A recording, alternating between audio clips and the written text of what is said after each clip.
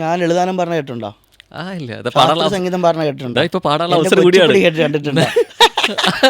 ഒന്നുമല്ലടോ, രാമനാഥന് കുറെ കാര്യങ്ങൾ വശമുണ്ട് അല്ലേ? പിന്നെ ഞാൻ അതുകൊണ്ട് എനിക്ക് കുറെ നല്ല കാര്യങ്ങൾ ചെയ്യാം, എനിക്ക് ഹാപ്പി ആയിട്ട് നിൽക്കാൻ പറ്റും ആയിരിക്കാം.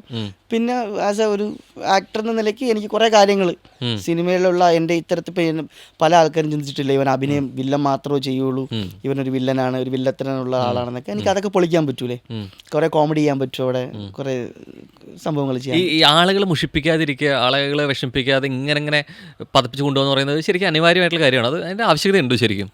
അങ്ങനെയൊന്നുമില്ല. നമുക്ക് നമ്മുടേതായിട്ടുള്ള കാര്യങ്ങൾ പറയുമ്പോൾ അതിൻ്റെ ആവശ്യമുണ്ടോ? ആളുകൾ എങ്ങനെ എടുക്കും എന്നുള്ള രീതിയിലേക്കൊക്കെ നമുക്ക് എടുക്കാൻ പറ്റും. അല്ല, അങ്ങനെ നിൽക്കാൻ പറ്റില്ലല്ലോ. ഇല്ലല്ലോ, ഞാൻ നേരത്തെ ഇങ്ങനെ എല്ലാവരും ഇങ്ങനെ കൂട്ടിക്കൊണ്ടുപോകണമെന്ന് പറഞ്ഞുകൊണ്ട് ഞാൻ ചോദിച്ചത്. അങ്ങനെ നിൽക്കാൻ പറ്റില്ല, അതൊക്കെ ഒരു ചെറിയൊരു ടെക്നിക്കായിട്ട് അങ്ങ് നിന്നാൽ മതി.